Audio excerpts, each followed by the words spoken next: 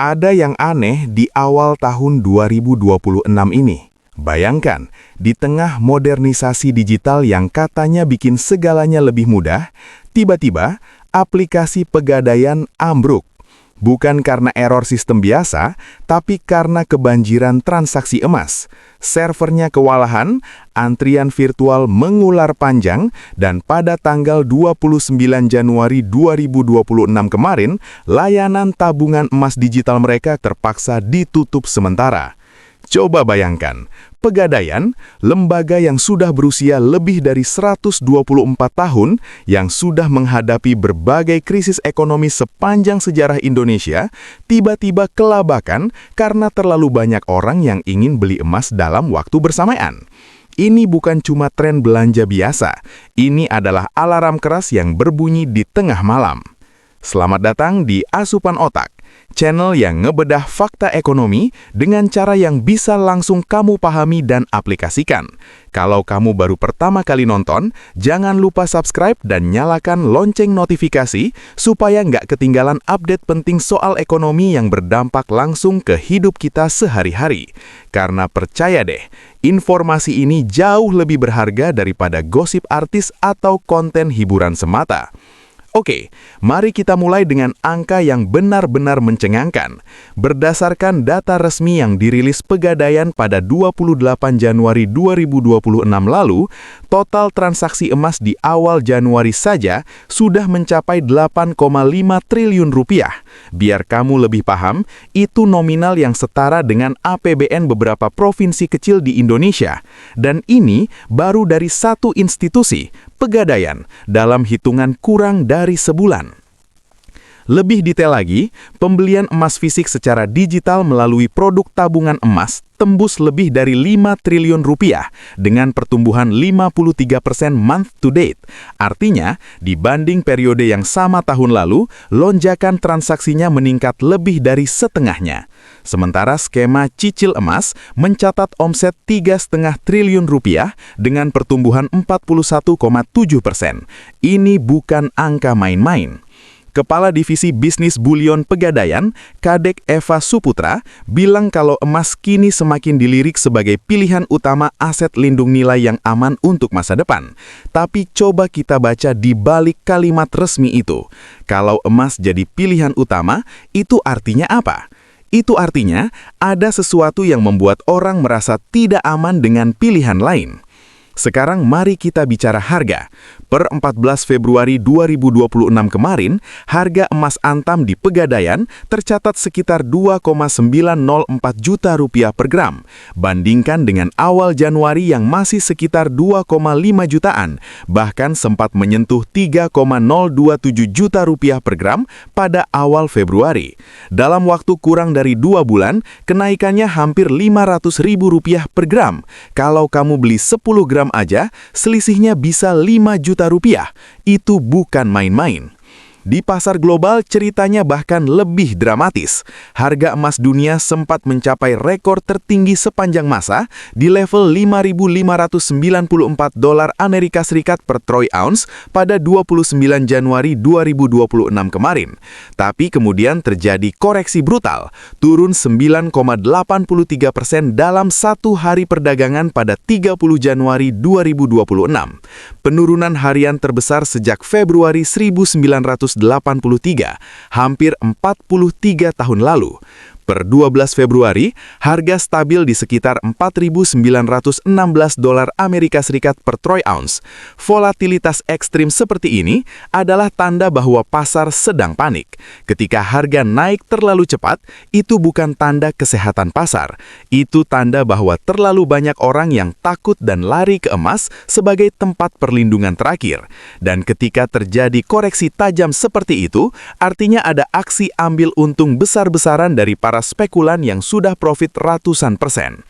Pertanyaannya sekarang, kenapa orang berbondong-bondong beli emas di awal 2026 ini? Untuk menjawabnya, kita perlu mundur sebentar dan lihat konteks ekonomi global saat ini. Ekonom senior Komal Sri Kumar dari Sri Kumar Global Strategist memperingatkan pada Desember 2025 lalu bahwa tahun 2026 berpotensi menghadirkan krisis ekonomi terburuk dalam setengah abad terakhir. Dia bilang, dunia sedang menuju stagflasi. Stagflasi itu apa? Itu kondisi di mana inflasi tinggi terjadi bersamaan dengan resesi ekonomi. Jadi harga barang naik terus, tapi ekonomi malah lesu, pengangguran meningkat, dan daya beli masyarakat turun. Kondisi terburuk yang bisa dialami ekonomi modern. Sri Kumar bahkan memproyeksikan harga emas bisa mencapai $5.000 Amerika Serikat per troy ounce pada akhir 2026. Dan lihat, prediksinya hampir terbukti di akhir Januari kemarin ketika harga sempat melewati angka itu, meskipun kemudian terkoreksi. Sementara itu, analis dengan nama samaran X di platform X memperingatkan bahwa ekonomi global bisa hancur di tahun 2026. Dia menyoroti beberapa faktor, gelembung sektor teknologi yang bisa meledak kapan saja, utang pemerintah Amerika Serikat yang sudah di level berbahaya, pasar rumah yang diprediksi kolaps, dan otomatisasi AI yang akan menghilangkan jutaan pekerjaan. Khusus untuk Indonesia, ekonom dari Bright Institute Awalil Rizky malah lebih pesimis. Dia bilang, risiko Indonesia mengalami gagal bayar sebagian kewajiban utangnya pada semester 2 2026 atau semester 1 2027 cukup tinggi. Bayangkan, Indonesia negara yang selama ini dianggap stabil, tiba-tiba ada warning soal potensi gagal bayar utang. Ini bukan main-main. Meskipun pemerintah dan Bank Indonesia tetap optimis dengan target pertumbuhan ekonomi 5,4% untuk 2026 dan inflasi terkendali di kisaran 2,5% plus minus 1%, kita tidak bisa menutup mata dari sinyal-sinyal bahaya yang bermunculan. Bank Indonesia mempertahankan BI rate di 4,75% dalam rapat Dewan Gubernur Januari 2026. Artinya apa? Artinya mereka belum berani menurunkan suku bunga untuk mendorong ekonomi karena masih khawatir dengan stabilitas nilai tukar rupiah. Rupiah per 20 Januari 2026 tercatat Rp16.945 per dolar Amerika Serikat, melemah di akhir Desember 2025, dan tekanan terhadap rupiah ini diprediksi akan terus berlanjut sepanjang 2026. Sekarang coba kita tarik benang merahnya. Ketika ekonomi global tidak pasti, ketika mata uang melemah, ketika inflasi mengancam, ketika kebijakan pemerintah berubah-ubah, kemana orang lari? Ke emas. Kenapa? Karena emas punya sifat yang unik, nilainya relatif stabil dalam jangka panjang, tidak bisa dicetak seenaknya seperti uang kertas, dan sudah terbukti bertahan melewati berbagai krisis sepanjang sejarah manusia. Ini yang disebut safe haven atau aset tempat berlindung. Ketika badai ekonomi datang, emas jadi payung. Dan saat ini, semakin banyak orang yang merasa butuh payung itu. Data dari Indonesia Commodity and Derivatives Exchange atau ICDX mencatat nilai transaksi emas digital melalui bursa berjangka mencapai Rp31,21 triliun pada Januari 2026, melonjak 503% dibandingkan Januari 2025 yang cuma Rp5,18 triliun. Baca itu lagi, 503%.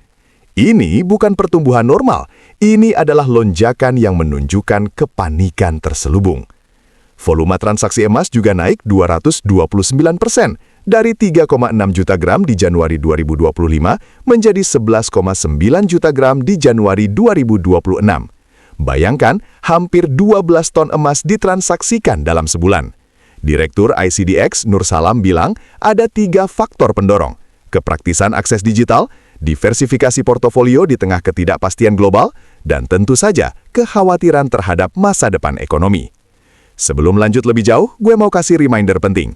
Kalau kamu merasa konten ini bermanfaat, jangan lupa like dan share ke teman atau keluarga yang perlu tahu informasi ini. Subscribe channel Asupan Otak supaya kamu selalu update dengan analisis ekonomi yang langsung bisa kamu pakai untuk ambil keputusan finansial yang lebih baik. Ini bukan cuma teori, ini data real yang sedang terjadi sekarang. Oke, sekarang mari kita bahas fenomena yang lebih spesifik. Kenapa Pegadaian sampai harus tutup layanan tabungan emas sementara? Pada Kamis 29 Januari 2026, aplikasi Tring milik Pegadaian mengalami lonjakan akses yang luar biasa. servernya tidak sanggup menangani traffic yang membludak. Akhirnya, manajemen memutuskan untuk menutup sementara layanan pembelian tabungan emas selama sekitar 30-40 menit untuk melakukan peningkatan kapasitas sistem. Ini kejadian yang sangat jarang terjadi di dunia perbankan modern. Aplikasi finansial dirancang untuk menangani jutaan transaksi simultan. Tapi ketika kepanikan massal terjadi, bahkan sistem tercanggih pun bisa kewalahan. Ini mirip dengan bank run di era analog, di mana orang berbaris panjang untuk tarik uang tunai karena takut bank kolaps. Bedanya, sekarang bank run-nya digital. Orang tidak antri di depan kantor, tapi membanjiri aplikasi dari rumah masing-masing. Dan targetnya bukan uang tunai, tapi emas. Yang menarik, Pegadaian mencatat total kelolaan emas mereka mencapai 33,7 ton pada 2025. Ini termasuk tabungan emas, deposito emas, pinjaman modal kerja emas, trading emas, dan jasa titipan korporasi. Jumlah nasabah emas Pegadaian mencapai 5 juta orang pada awal 2026, dengan tabungan emas sendiri mencatatkan lebih dari 18 ton emas dan 5,3 juta nasabah. Sepanjang 2025, transaksi tabungan emas Pegadaian mencapai 14 juta transaksi dengan nilai hampir 25 triliun rupiah, tumbuh 262% dibanding tahun sebelumnya. Pertumbuhan ini luar biasa dan terus berlanjut dengan akselerasi lebih tinggi di awal 2026. Sekarang kita perlu bicara soal siapa yang beli emas ini. Berdasarkan data demografis, ternyata Gen Z atau generasi muda yang lahir tahun 1997 sampai 2012 menjadi kontributor terbesar lonjakan transaksi tabungan emas digital. Ini menarik karena Gen Z sebenarnya generasi yang lebih familiar dengan kripto, NFT, dan aset digital lainnya. Tapi ternyata mereka tetap kembali ke emas sebagai pilihan utama di saat ketidakpastian ekonomi meningkat. Ini menunjukkan bahwa terlepas dari perkembangan teknologi finansial, emas tetap punya daya tarik universal lintas generasi. Bahkan generasi yang paling digital sekalipun tetap percaya bahwa emas adalah aset yang paling reliable ketika kondisi ekonomi memburuk. Tapi ada sisi gelap dari fenomena ini yang perlu kita bahas secara jujur. Ketika terlalu banyak orang membeli emas dalam waktu singkat, harga akan naik dengan cepat. Dan ketika harga naik terlalu cepat, akan terjadi koreksi. Ini yang terjadi pada akhir Januari kemarin. Harga emas dunia yang sempat menyentuh USD 5.594 per troy ounce langsung ambruk 9,83% dalam satu hari. Ini koreksi terbesar dalam hampir 4 dekade. Siapa yang rugi? Mereka yang beli di puncak harga karena FOMO atau Fear of Missing Out dan terpaksa jual saat panik ketika harga turun drastis. Data dari LSEG mencatat bahwa penurunan itu menjadi yang terbesar sejak Februari 1983. Dalam satu hari perdagangan, harga emas tercatat turun 12,09%, menjadikannya salah satu koreksi harian paling brutal yang pernah dialami logam mulia. Kenapa ini terjadi? Karena pasar emas, seperti pasar lainnya, tetap tunduk pada hukum supply dan demand. Ketika terlalu banyak pembeli dan harga naik terlalu tinggi terlalu cepat, spekulan akan ambil untung. Mereka jual dalam jumlah besar, harga langsung turun drastis, dan panic selling dimulai. Yang perlu kamu pahami adalah ini, emas memang aset yang relatif aman dalam jangka panjang, tapi dalam jangka pendek tetap volatil atau bisa naik turun drastis. Kalau kamu beli emas dengan uang yang kamu butuhkan dalam waktu dekat, kamu bisa rugi besar kalau terpaksa jual saat harga sedang turun. Makanya, investasi emas itu untuk jangka panjang, minimal 3-5 tahun, bukan untuk trading harian atau mingguan. Kalau kamu lihat grafik harga emas dalam 10 tahun terakhir, trennya jelas naik. Tapi kalau kamu zoom in ke grafik harian atau mingguan, volatilitasnya bisa bikin jantungan. Sekarang, mari kita bicara tentang alternatif dan strategi. Kalau kamu tertarik investasi emas, ada beberapa cara yang bisa kamu lakukan dengan resiko yang berbeda-beda. Pertama, beli emas fisik langsung. Ini paling straightforward. Kamu datang ke toko emas atau Pegadaian, beli emas batangan, bawa pulang, simpan di rumah atau safe deposit box. Kelebihannya, kamu pegang aset fisik secara langsung. Kekurangannya, ada risiko kehilangan atau dicuri, dan kamu harus bayar biaya penyimpanan kalau pakai safe deposit box. Kedua, tabungan emas seperti yang ditawarkan Pegadaian. Kamu beli emas dalam bentuk digital, tersimpan di sistem Pegadaian, dan bisa kamu cairkan jadi emas fisik kapan saja kalau saldo sudah mencukupi. Minimal pembelian cuma 0,01 gram, jadi sangat terjangkau. Kelebihannya, praktis, aman, dan bisa dicicil sedikit-sedikit. Kekurangannya, ada spread atau selisih antara harga beli dan harga jual yang cukup signifikan. Jadi kalau kamu beli hari ini dan jual besok, hampir pasti rugi. Ketiga, cicil emas. Mirip seperti cicilan barang, kamu cicil beli emas dengan tenor tertentu. Kelebihannya, kamu bisa punya emas tanpa harus bayar cash di depan. Kekurangannya, biasanya ada bunga atau biaya administrasi yang membuat total yang kamu bayar lebih mahal daripada harga emas itu sendiri. Keempat, trading emas di bursa berjangka seperti ICDX. Ini untuk yang sudah lebih advance. Kamu trading kontrak emas, bukan emas fisiknya. Kelebihannya, likuiditas tinggi. bisa leverage atau pakai dana lebih besar dari modal kamu. Kekurangannya, risikonya juga sangat tinggi. Kalau kamu tidak paham, bisa habis modal dalam hitungan hari. Kelima, ETF emas atau Exchange Trading Fund yang berbasis emas. Ini seperti reksadana yang isinya emas. Kamu beli unit ETF, nilai ETF-nya mengikuti harga emas. Kelebihannya, sangat liquid atau mudah dijual, tidak perlu simpan emas fisik, dan biaya manajemen relatif rendah. Kekurangannya, kamu tidak punya emas fisik, jadi kalau sistem finansial kolaps total, kamu cuma punya angka di layar. Dari semua pilihan itu, yang paling cocok untuk investor pemula dan jangka panjang adalah tabungan emas. Kenapa? Karena entry barrier-nya rendah, bisa mulai dari puluhan ribu rupiah, sistemnya transparan, dan diawasi OJK atau Otoritas Jasa Keuangan. Tapi ingat, ada beberapa hal yang harus kamu perhatikan kalau mau investasi emas, khususnya lewat tabungan emas. Pertama, pahami spread. Harga beli selalu lebih tinggi daripada harga jual pada waktu yang sama. Misalnya, hari ini harga beli 1 juta rupiah per gram, harga jualnya mungkin cuma 950.000. Selisih 50.000 itu adalah spread. Jadi, kalau kamu beli hari ini dan jual besok, kamu langsung rugi 50.000 rupiah per gram. Kamu baru bisa profit kalau harga emas naik cukup tinggi untuk menutup spread itu. Kedua, ada biaya administrasi. Tabungan emas Pegadaian dikenakan biaya pengelolaan rekening per tahun. Nominalnya memang relatif kecil, sekitar 30.000 rupiah. Tapi kalau saldo emas kamu cuma sedikit dan jarang nambah, biaya ini bisa menggerus nilai investasi kamu. Ketiga, kalau mau cetak jadi emas fisik, ada biaya cetak. Biayanya bervariasi tergantung ukuran, tapi biasanya makin kecil ukuran yang dicetak, biaya per gramnya makin mahal. Jadi lebih efisien kalau kamu tunggu sampai saldo kamu besar baru dicetak. Keempat, ada minimal saldo yang harus tersisa. Pegadaian menetapkan minimal saldo tabungan emas yang harus tersisa sebesar 0,1 gram setelah buyback atau jual kembali, supaya rekening tetap aktif. Jadi kamu tidak bisa mencairkan semua saldo kamu sekaligus. Kelima, dan ini yang paling penting, emas tidak menghasilkan cash flow. Berbeda dengan saham yang bisa bagi dividen atau properti yang bisa disewakan, emas cuma duduk diam. Nilai emas hanya naik karena harganya naik, bukan karena menghasilkan sesuatu. Jadi fungsi emas lebih ke menjaga nilai kekayaan kamu, bukan menggandakannya secara agresif. Nah, sekarang kita perlu bicara tentang konteks yang lebih besar. Kenapa judul video ini menyebut menuju krisis 2030? Kalau kamu perhatikan tren global, ada beberapa masalah struktural yang belum terselesaikan dan akan mencapai titik kritis di sekitar 2028-2030. Pertama, utang global yang sudah mencapai level berbahaya. Utang pemerintah Amerika Serikat saja sudah lebih dari 34 triliun dolar Amerika Serikat dan terus bertambah setiap tahun. Untuk membayar bunga utang itu, mereka perlu cetak uang lebih banyak, yang akan memicu inflasi. Ini seperti lingkaran setan yang tidak ada ujungnya. Kedua, gelembung aset di berbagai sektor. Rasio valuasi saham teknologi sudah melewati level yang terlihat saat gelembung.com tahun 2000. Pasar properti di banyak negara sudah overheated atau terlalu panas. Ketika gelembung ini pecah, dampaknya akan global. Ketiga, krisis demografi. Banyak negara maju mengalami aging population atau populasi yang menua. Jepang, Korea, bahkan Cina sudah mulai mengalami penurunan jumlah penduduk usia kerja. Artinya, akan ada lebih banyak pensiunan yang perlu ditanggung oleh lebih sedikit pekerja. Ini akan membebani sistem jaminan sosial dan ekonomi secara keseluruhan.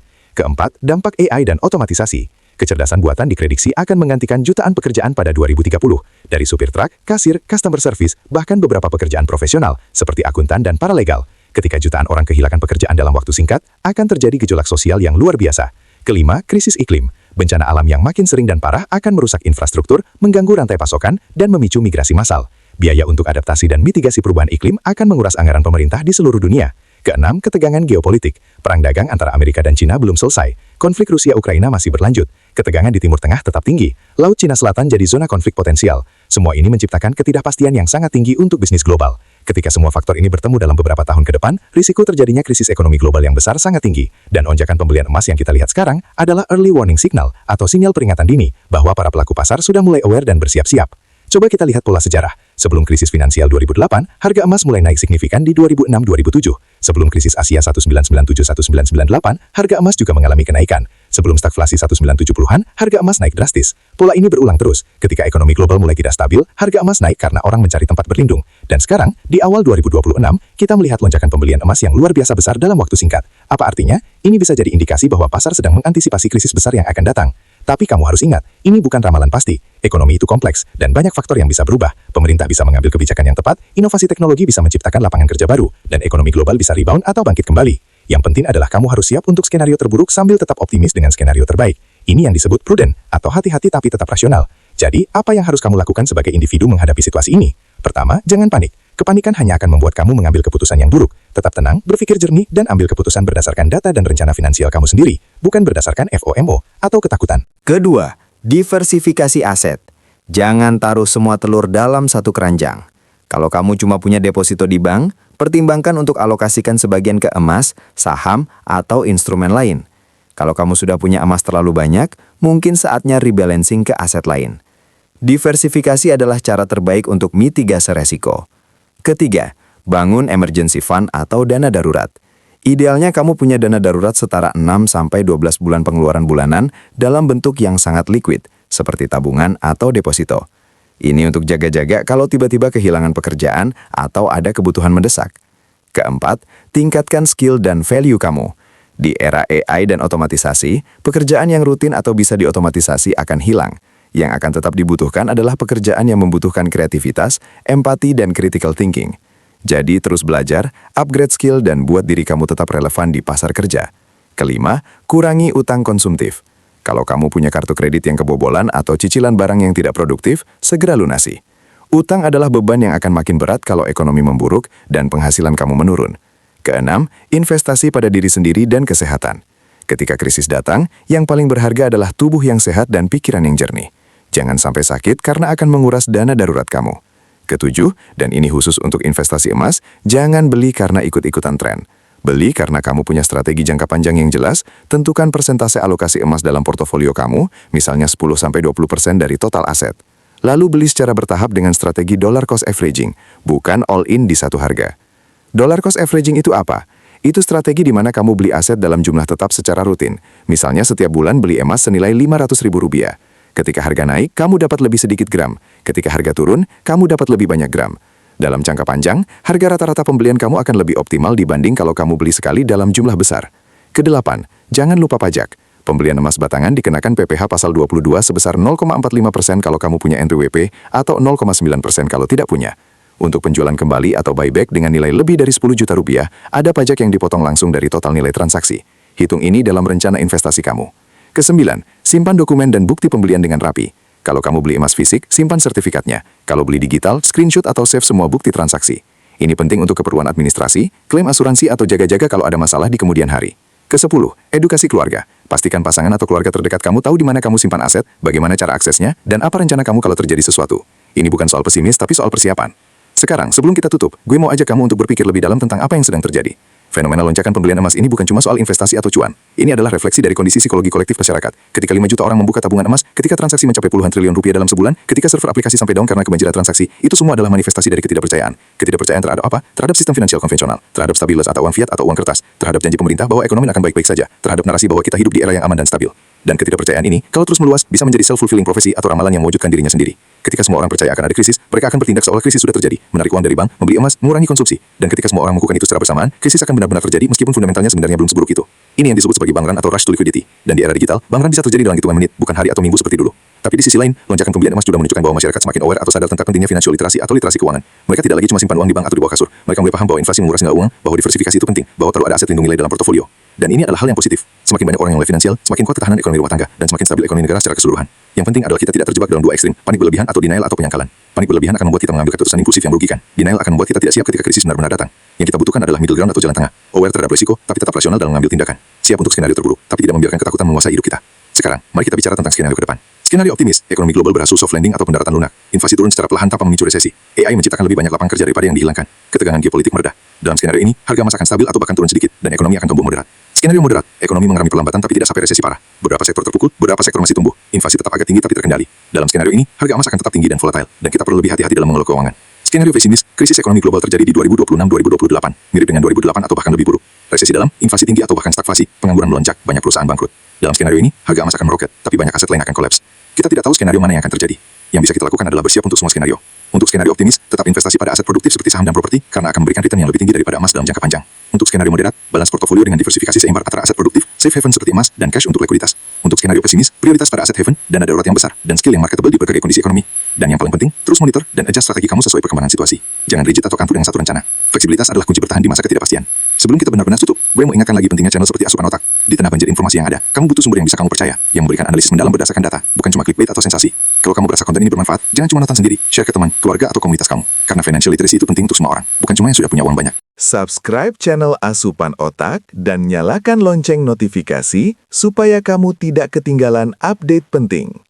Kita akan terus monitoring perkembangan ekonomi global dan Indonesia dan memberikan analisis yang bisa langsung kamu gunakan untuk mengambil keputusan finansial yang lebih baik.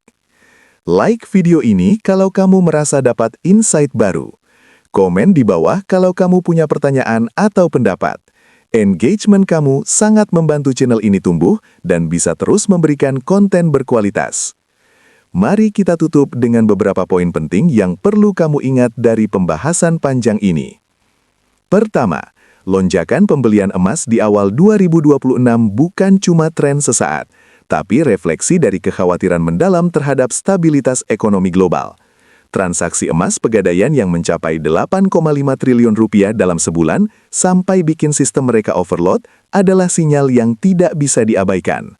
Kedua, harga emas memang sedang tinggi dan volatil, sempat menyentuh USD 5.594 per troy ounce sebelum terkoreksi brutal 9,83% dalam sehari. Ini menunjukkan bahwa emas, meskipun relatif aman dalam jangka panjang, tetap bisa sangat bergejolak dalam jangka pendek. Ketiga, emas adalah aset lindung nilai yang baik, tapi bukan satu-satunya. Diversifikasi tetap penting. Jangan all in di emas hanya karena takut atau ikut tren. Pahami tujuan finansial kamu, risk tolerance atau toleransi resiko kamu, dan time horizon atau jangka waktu investasi kamu. Keempat, kalau mau investasi emas, lakukan dengan strategi yang jelas. Dollar cost averaging adalah metode yang bagus untuk mengurangi resiko timing. Beli secara rutin dalam jumlah kecil, bukan lump sum atau sekaligus dalam jumlah besar. Kelima, pahami semua biaya yang terlibat, spread, biaya admin, biaya cetak, dan pajak. Ini semua akan mempengaruhi return investasi kamu. Hitung dengan cermat sebelum memutuskan. Keenam, emas bukan untuk jangka pendek. Kalau kamu butuh uang dalam waktu dekat, jangan taruh di emas. Simpan dalam bentuk yang lebih liquid seperti deposito atau tabungan. Emas itu untuk melindungi nilai kekayaan kamu dalam jangka panjang, 3-5 tahun atau lebih. Ketujuh, prediksi ekonom tentang krisis 2026 atau 2030 bukan kepastian, tapi warning yang perlu kita dengarkan. Ada banyak resiko struktural yang belum terselesaikan. Utang global yang tinggi, gelembung aset, krisis demografi, dampak AI, ketegangan geopolitik. Semua ini bisa menciptakan perfect storm atau badai sempurna di beberapa tahun ke depan. Kedelapan, persiapan adalah kunci. Bangun dana darurat, diversifikasi aset, tingkatkan skill, kurangi utang konsumtif, dan jaga kesehatan. Ini semua adalah benteng pertahanan kamu ketika badai ekonomi datang. Kesembilan, jangan biarkan ketakutan menguasai hidup kamu. Ya, kondisi ekonomi tidak pasti. Ya, ada risiko krisis. Tapi panik dan stres berlebihan tidak akan membantu. Yang membantu adalah tindakan konkret, belajar, merencanakan, dan mengeksekusi rencana dengan disiplin. Kesepuluh, financial literacy adalah investasi terbaik yang bisa kamu lakukan. Semakin kamu paham tentang ekonomi, investasi, dan manajemen keuangan, semakin baik keputusan yang bisa kamu ambil. Dan keputusan yang baik adalah yang akan menyelamatkan kamu di masa-masa sulit. Emas memang sedang menjadi primadona di 2026 ini, tapi ingat, emas adalah alat, bukan tujuan. Tujuan kita adalah financial security atau keamanan finansial, kebebasan finansial, dan kemampuan untuk hidup dengan tenang, tanpa khawatir tentang uang setiap hari. Emas bisa membantu kamu mencapai itu, tapi tidak bisa sendirian. Kamu butuh kombinasi dari berbagai strategi, menabung, investasi, asuransi, peningkatan penghasilan, dan gaya hidup yang sesuai dengan kemampuan. Dan yang paling penting, jangan lupa bahwa uang adalah alat untuk hidup, bukan tujuan hidup itu sendiri. Jangan sampai kamu terlalu fokus pada angka-angka, sampai lupa menikmati hidup dan waktu dengan orang-orang yang kamu sayangi. Ekonomi mungkin akan buruk, mungkin akan baik. Harga emas mungkin naik, mungkin turun. Tapi selama kamu punya rencana, punya skill, punya kesehatan, dan punya orang-orang yang mendukung kamu, kamu akan bisa melewati apapun. Jadi, tetap tenang, tetap belajar, tetap bersiap, tapi jangan lupa untuk tetap hidup. Karena pada akhirnya, hidup ini bukan cuma soal survive atau bertahan, tapi soal thrive atau berkembang dan bahagia. Terima kasih sudah menonton sampai akhir. Kalau kamu menonton sampai sini, artinya kamu serius tentang finansial kamu. Dan itu adalah langkah pertama yang sangat bagus. Sekarang, sebelum kita benar-benar selesai, gue mau bahas beberapa hal teknis yang mungkin masih bikin kamu bingung tentang investasi emas. Karena pengalaman gue, banyak orang yang sudah mulai investasi emas, tapi masih belum paham sepenuhnya mekanismenya. Mari kita mulai dengan pertanyaan paling dasar. Kenapa harga emas di Indonesia berbeda dengan harga emas dunia? Harga emas dunia biasanya dikutip dalam dolar per troy ounce. 1 troy ounce itu setara dengan 31,1 gram. Jadi kalau harga emas dunia USD 4.916 dolar per troy ounce, kamu harus bagi 31,1 untuk dapat harga per gram dalam dolar, yaitu sekitar USD 158 dolar per gram. Lalu kamu kalikan dengan kurs rupiah. Kalau kurs 16.945 dolar per dolar, maka harga emas per gram seharusnya sekitar 2,677 juta rupiah. Tapi kenapa harga emas Antam di Pegadaian 2,904 juta rupiah? Selisihnya kan lumayan, Rp227.000 per gram. Selisih ini karena beberapa faktor. Pertama, biaya produksi dan sertifikasi. Emas batangan Antam harus dicetak, diuji kadarnya, diberi sertifikat, dan dikemas. Semua ini ada biayanya. Kedua, biaya distribusi dan logistik. Emas harus disimpan dengan aman, diasuransikan, dan didistribusikan ke berbagai outlet. Ketiga, margin keuntungan untuk produsen dan distributor. Mereka juga perlu profit untuk operasional. Keempat, pajak. Seperti yang sudah gue sebutkan, ada PPh pasal 22 yang dikenakan pada pembelian emas. Ini langsung ditambahkan ke harga jual. Kelima, premium untuk emas lokal yang sudah tersertifikasi dibanding emas dunia yang masih dalam bentuk bulk atau curah. Jadi, selisih harga itu wajar dan tidak bisa dihindari. Yang penting adalah kamu paham bahwa harga emas Indonesia akan selalu sedikit lebih tinggi daripada harga emas dunia setelah dikonversi ke rupiah. Pertanyaan berikutnya, kapan waktu terbaik untuk beli emas? Kalau kamu tanya analis, mereka akan bilang buy low, sell high, atau beli saat murah, jual saat mahal. Tapi masalahnya, tidak ada yang tahu kapan harga akan naik atau turun. Bahkan analis profesional dengan akses ke data lengkap pun sering salah prediksi. Makanya strategi dollar cost averaging atau DCA yang gue sebutkan tadi adalah yang paling masuk akal untuk investor retail atau investor retail seperti kita. Kamu beli secara rutin, misalnya setiap tanggal gajian kamu alokasikan 10% untuk beli emas. Tidak peduli harganya naik atau turun, kamu tetap beli.